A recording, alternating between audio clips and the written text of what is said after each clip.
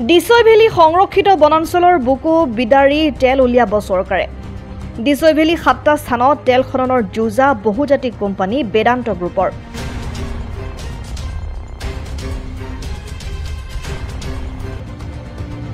বনাঞ্চল ধ্বংস কৰি হাতী খেদি খাদ খাদিব বেদান্ত গ্ৰুপে।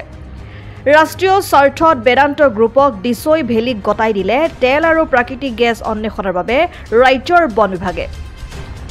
নগাৰ আগ্ৰাসনৰ পৰা ৰক্ষা কৰিব নোৱাৰা চৰকাৰে এইবাৰ ডিছৈ ভেলীত প্ৰাকৃতিক গেছ আৰু খাৰুৱা তেল অন্বেষণৰ বাবে গতাই দিলে বহুজাতিক কোম্পানী বেদান্ত গ্ৰুপক।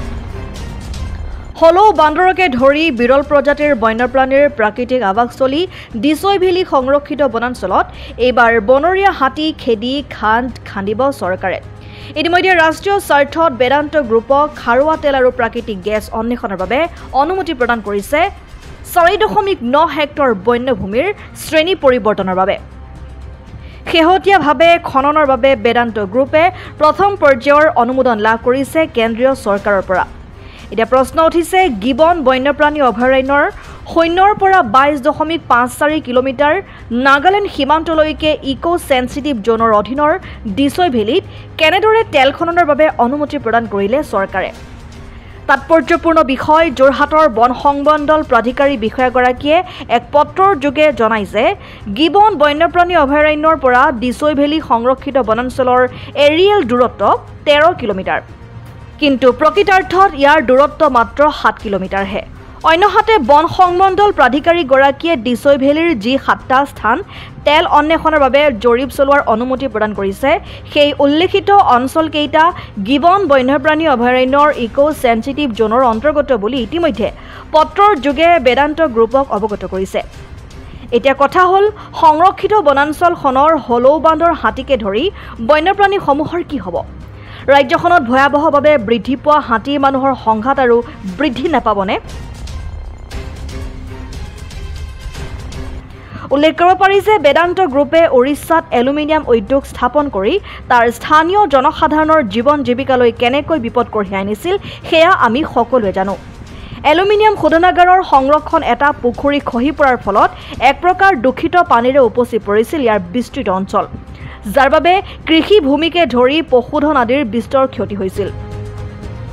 তেনেস্থলত সংৰক্ষিত বনাঞ্চলত বেদান্ত গ্ৰুপে যদিহে খননৰ বাবে ৰিক্স স্থাপন কৰে তেন্তে বনাঞ্চলখনৰ লগতে ইয়াৰ দাঁতি কাষৰীয়া অঞ্চলসমূহত কিদৰে প্ৰভাৱ পেলাব সেয়া সহজেই অনুমেয়। এই সন্দৰ্ভত পৰিৱেশ কৰ্মী অপূৰ্ব বল্লভ গোস্বামীয়ে ক্ষেত্ৰভিত্তিক এক অনুসন্ধান কৰি সমগ্ৰ বিষয়টো সন্দৰ্ভত মন্তব্য কৰে এইদৰে। ডিছৈ ভেলীত আৰু এই ডিছৈ ভেলী ইয়াৰ সম্পূৰ্ণ এৰিয়া এখন ডাঙৰেই সংৰক্ষিত বনাঞ্চল 16,381.444 হেক্টৰ। এখন বৃহৎ বনাঞ্চলে ক'ব লাগিব। ইয়াৰ বহুসংখ্যক বিশেষকৈ নগা পাহাৰৰ যি বৰ্ডাৰত আছে, নগা আগ্ৰাসন ইয়াতো আছে ডিছৈ ভেলীত। আৰু আমি এতিয়া উপস্থিত থকা এই কেম্পটো হৈছে ডিছৈ ভেলী ৰিজাৰ্ভ ফৰেষ্টৰ new Sonowal forest beat office. Vedanta গ্ৰুপে ইয়াত তেল অন্বেষণৰ বাবে 7টাকৈ ইয়াত আচলতে জেগা তেওঁলোকে চিহ্নিত কৰিছে আৰু যোৰহাটৰ বন সংমণ্ডল প্ৰাধিকাৰীগৰাকীয়ে ইয়াক তেওঁলোকে অনুমতি দিছে এই অঞ্চলটোৰ জৰীপ চলাবৰ বাবে। আৰু আমি আচলতে এইটো আশ্চৰ্য প্ৰকাশ কৰিছোঁ যি বেদান্তই উৰিষ্যাত এলুমিনিয়াম ইণ্ডাষ্ট্ৰি খুলি তাৰ স্থানীয় জনসাধাৰণক যিধৰণে বিপদত পেলাইছিল, একে সময়ত তামিলনাডু অঞ্চলটো এই বেদান্তই আচলতে অনিল আগৰৱালাৰ যিটো গ্ৰুপ, এই গ্ৰুপে বিভিন্ন প্ৰান্তত বিভিন্ন ৰাজ্যত তেওঁলোকে তাৰমানে নিজৰ আচলতে অৰ্থ উপাৰ্জনৰ বাবে বনাঞ্চলেই হওক বা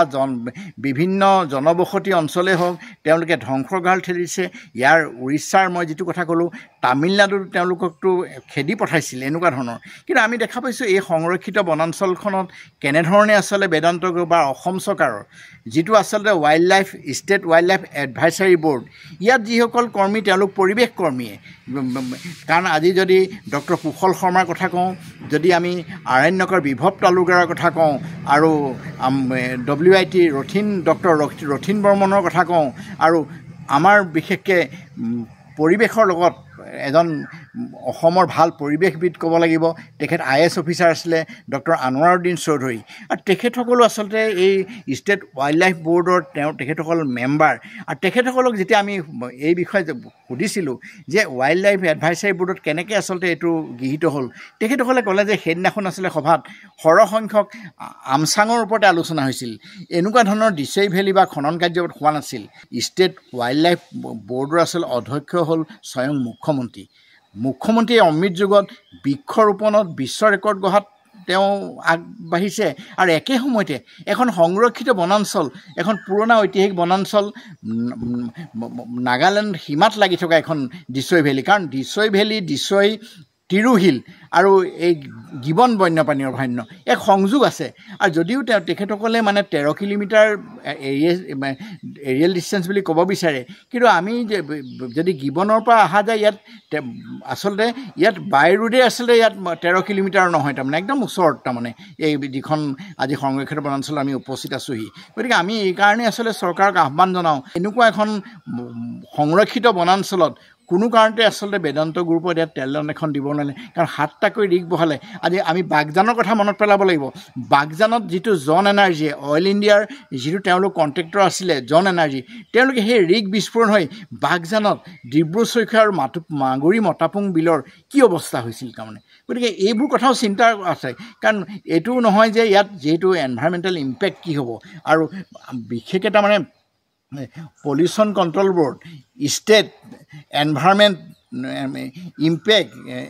যিটো এছেছমেণ্ট এজেঞ্চি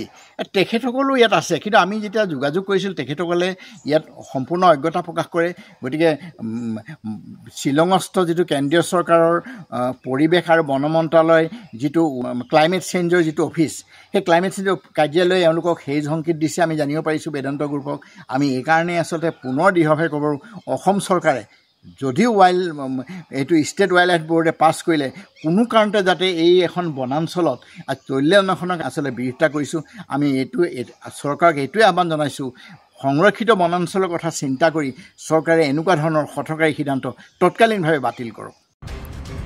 ইফালে দিছৈ ভেলীৰ 60% নাগালেণ্ডে অবৈধ বেদখল কৰি নিজৰ দখলত ৰাখিছে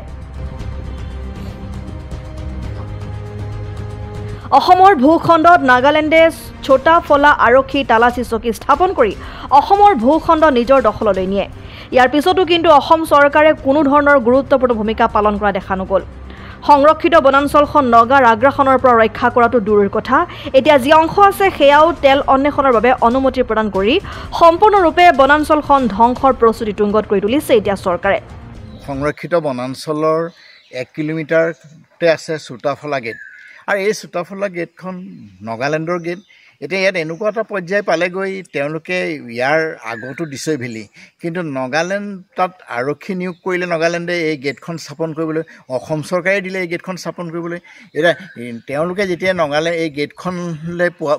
ওচৰ পোৱা যায় তেওঁলোকে সেইখিনিৰ পৰা নাগালেণ্ড বুলি দাবী কৰে তাৰ পিছৰ অংশ অথচ সেইখন অসমৰ অংশ গতিকে অসমৰ এই দিছৈ ভেলীৰ বহু ভূমি আচলতে নাগালেণ্ডৰ কবলত আছে তাৰপিছত যি অৱশিষ্ট আছে সেই অৱশিষ্ট এতিয়া গৈ অসম চৰকাৰে তেল অন্বেষণৰ বাবে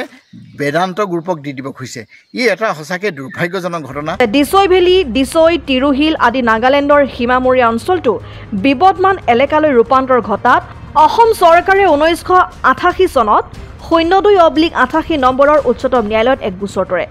বৰ্তমান এই গোচৰ 36 বছৰ অতিক্ৰম কৰিলে যদিও ন্যায়ালয়ে কোনো ৰায়দান প্ৰদান কৰা নাই এই ক্ষেত্ৰত চৰকাৰখনে তাৎক্ষণিক গুৰুত্ব প্ৰদান কৰিব লাগে নিউজ ডেস্ক ৰিপোৰ্ট জননী লাইভ